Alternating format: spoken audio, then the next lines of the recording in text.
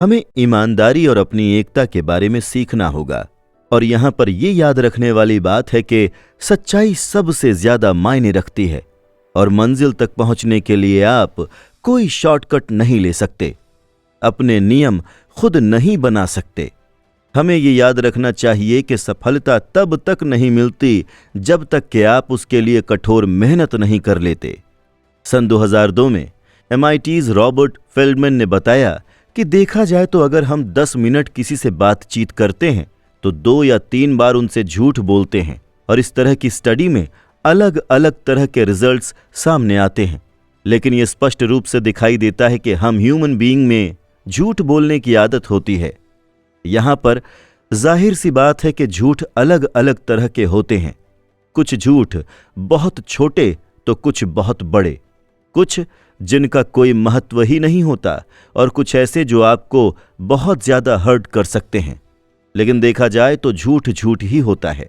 चाहे हम इस झूठ को कोई भी नाम देकर इसे सही साबित करना चाहें, तब भी झूठ झूठ ही होता है।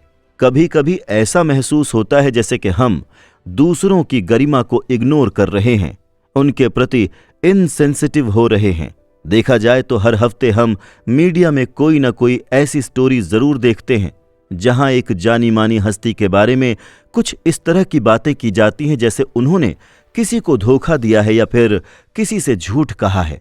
इसीलिए अगर आपको ऐसा लगता है कि झूठ बोलकर आप सफलता हासिल कर सकते हैं, तो ये जानना आपके लिए जरूरी है कि झूठ सफलता हासिल करने का कोई शॉर्टकट तरीका है, तो इस बात को लेकर ज्यादा हैरान होने की जरूरत नहीं है। और ऐसा कुछ इस तरह से भी होता है जैसे कि आप एक अच्छा मकाम हासिल करने के लिए अपनी क्वालिफिकेशंस और अपने CV में झूठा वर्क एक्सपीरियंस ऐड करते हैं। जैसे आप किसी दूसरे के किए गए काम का क्रेडिट खुद ले लेते हैं। जैसे आप पैसों के लिए शादी करते हैं और ये कहते हैं कि आप उनसे बहुत ज्यादा प्यार करते हैं। जैसे कि आप बैंक से लोन हासिल करने के लिए फेक सैलरी स्लिप और दूसरे पेपर वर्क तैयार करते हैं। और बहुत से लोगों के लिए इस तरह के झूठ के साथ जीना बहुत आसान होता है और वो इस तरह के झूठ के साथ बहुत खुश भी रहते हैं। सफलता हासिल करने के लिए आप जो कुछ भी कर सकते हैं आपको करना चाहिए, लेकिन अगर आप इस तरह के झूठे रास्ते पर चलकर अपने लिए कोई मंजिल हासिल करना चाहते हैं तो ये जान लीजिए कि इस तरह की सफलता भी झूठी ही होती है। इस तरह से खराब जीत हासिल कर भी ली तो इसके कोई मायने नहीं होते। अगर आप बिना सच्चाई के सफलता हासिल कर भी लें तो ये कुछ इस तरह से होती है जैसे कि बिना नींव का मकान। खुद को मूर्ख बनाना बंद कीजिए। आज समय है जहां पर आप सच्चाई के साथ अपनी जिंदगी जी सकते हैं। इसीलिए आज से ही इस तरफ कदम उठाना शुरू कर दें। जब आप एक बार समझने लगेंगे तब आपको अपने द्वारा ही बोला गया झूठ और अपने द्वारा दिया गया किसी को धोखा बुरा लगने लगेगा। अपने आप को इस झूठ और धोखे की सच्चाई से वाकिफ करें, खुद को समझाएं। अगर आप ऐसा कर लेंगे तो आपको अपनी ही झूठी फीलिंग अनकंफर्टेबल लगने लगेगी। हमेशा सच कहने की आदत डालें, तब भी जब आपके पास कोई चॉइस न हो। अपनी आदत को लेकर बिल्कुल क्लियर रहें। खुद के प्रति हमेशा ईमानदार रहें। आईने के सामने खड़े होकर खुद से झूठ बोलने की कोशिश बंद करें, बल्कि उनसे भी झूठ ना बोलें जो आपके सामने खड़े हैं। ब्राजीलियन नॉवेलिस्ट पाउलो कोएल्हो बहुत ही अच्छे तरीके से इसे बयान करते हैं। अगर आप सही मायने में सफलता हासिल करना चाहते हैं तो आपको एक नियम हमेशा याद रखना होगा कि आपको खुद से कभी भी झूठ नहीं बोलना है।